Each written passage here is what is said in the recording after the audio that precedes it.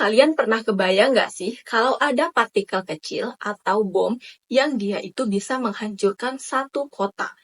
Nih, atau kalian pernah mikir nggak sih kalau ada organisasi rahasia yang dia itu menyebarkan simbolnya di gedung pemerintahan penting di dunia? Nah, dua hal yang aku bahas tadi itu, dia nggak cuma sekedar ada dalam konspirasi TikTok, tapi dia benar-benar menjadi inti cerita dari novel yang ditulis oleh Dan Brown. Dalam novelnya yang berjudul The Lost Symbol dan Malaikat dan Iblis. Halo semua, perkenalkan aku Sulha. Hari ini aku akan membahas karya dari penulis Dan Brown.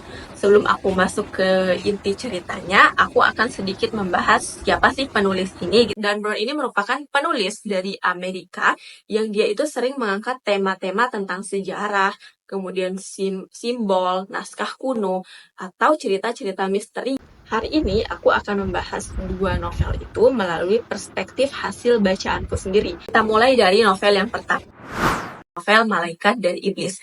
Jadi di dalam novel Malaikat dan Iblis ini menceritakan tentang Profesor Longdon yang tiba-tiba dipanggil ke Swiss karena meninggalnya seorang ilmuwan. Yang bikin heboh dari kematian ini adalah karena terdapat atau ditemukannya simbol dari organisasi Illuminati, yang mana organisasi ini sebenarnya sudah punah bertahun-tahun yang lalu. Tentu saja kehadiran dari simbol yang berada di ilmuwan yang dibunuh ini menggemparkan ilmuwan-ilmuwan yang ada di sekitarnya. Kemudian ada zat antimateri, yaitu zat yang bisa menghancurkan satu kota, tiba-tiba hilang dan dibawa ke Vatikan, yang mana saat itu pas sekali dengan pemilihan paus baru. Kemudian Robert Longdon ini bersama Vittori, yaitu anak dari korban yang meninggal ini, pergi ke Vatikan untuk menyelamatkan para kardinal yang diculik oleh seseorang yang misterius. Dan kalian tahu plot twist-nya apa? Di dalam novel ini ternyata orang yang paling kita anggap suci dan paling bersih ternyata merupakan dalang dari balik apa kekacauan yang sudah terjadi di dalam novel ini. Ini benar-benar menggambarkan realitas yang sering terjadi di kehidupan kita, dan itu sangat relate bahwa orang yang kadang kita anggap suci, kita anggap percaya, dia bisa menjadi orang yang menjadi dalang dari kekacauan yang ada di hidup kita. Nah, serunya dari novel ini itu adalah banyak sekali teka-teki, simbol, naskah kuno yang harus dipecahkan di dalam novel ini. Sehingga saya merasa banyak sekali pengetahuan yang saya dapatkan di novel Malaikat dan Iblis ini. Kita lanjut ke novel yang kedua, yaitu novel The Lost Symbol. Nah, di novel The Lost Symbol ini dia menceritakan tentang Profesor Robert Longdon yang dipanggil oleh Peter Salomon. Peter Salomon ini merupakan sahabat dekatnya dari Profesor Longdon. Nah, ternyata yang memanggilnya itu bukan Peter Salomon asli, tetapi si antagonis yang menyamar menjadi Peter Salomon. Peter Salomon di novel ini ternyata sudah diculik oleh si tokoh antagonisnya. Tokoh antagonis di dalam novel ini bernama Mal'ah. Tujuan dipanggilnya Profesor Longdon ini adalah untuk memecahkan misteri kuno yang konon katanya dia itu dapat memberikan kekuatan yang ajaib kepada manusia. Kekuatan ajaibnya ini bisa setara dengan kekuatan ilahi. Wow, sangat menarik bukan?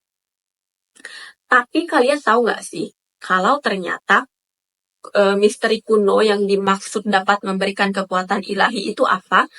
Misteri kuno yang dimaksud itu bukan sihir atau semacamnya, tapi dia itu adalah pengetahuan dan naskah kuno yang sebenarnya dia itu ada di sekitar kita. Tinggal bagaimana cara kita untuk memaknainya. Wow, jadi selama saya membaca 550 halaman itu, jawabannya sangat sederhana guys. Dia sudah berada di sekitar kita, tinggal bagaimana cara kita untuk memaknainya. Ternyata pemikiran dan pandangan saya itu adalah sesuatu yang sangat besar dan tidak akan pernah saya duga-duga. Ternyata memang benar bahwa hal yang dimaksud misteri kuno itu adalah sesuatu yang berada di sekitar kita. Dan dia tergantung bagaimana cara kita untuk memaknainya.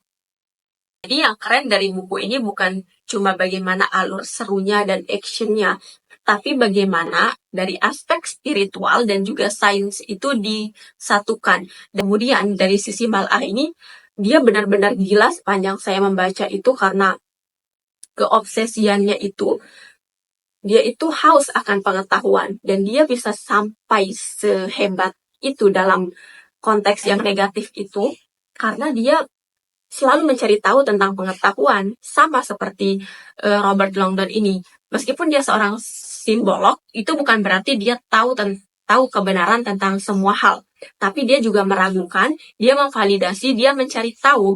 Yang seru dari kedua novel ini bahwa di dalam novel ini kita tidak hanya diajak untuk melihat bagaimana keseruan dari suatu karya sastra yang dia memiliki fungsi untuk menghibur pembacanya, tetapi dia juga memberikan pengetahuan baru kepada pembacanya. Dia membaurkan atau mengkolaborasikan antara sains, agama, kemudian filsafat, dan filologi di dalam novel ini. Kemudian dari dua novel ini, saya mendapatkan insight yang sangat banyak. Kalau dari novel Malaikat dan Iblis, kita belajar bahwa konflik antara sains dan juga ilmu agama. Tapi ternyata dalam keduanya itu masih bisa berjalan berbarengan. Tapi kalau di novel The Lost Symbol, kita bisa belajar bahwa kekuatan itu bukan hanya dari kekuatan fisik aja, tapi dari kekuatan tentang pengetahuan dan juga kekuatan kebijaksanaan. Dalam novel ini juga kemudian saya menemukan satu hal lagi bahwa kita bisa mengkajinya melalui aspek filologi. Nah, kaitannya apa? Jadi filologi ini sangat penting di dalam kedua novel ini. Karena filologi itu kan dia membahas tentang naskah kuno. Dia juga mengkaji tentang naskah kuno. Nah, untuk kita tahu makna atau arti di balik simbol-simbol yang ada itu, kita harus mempelajari filologi ini.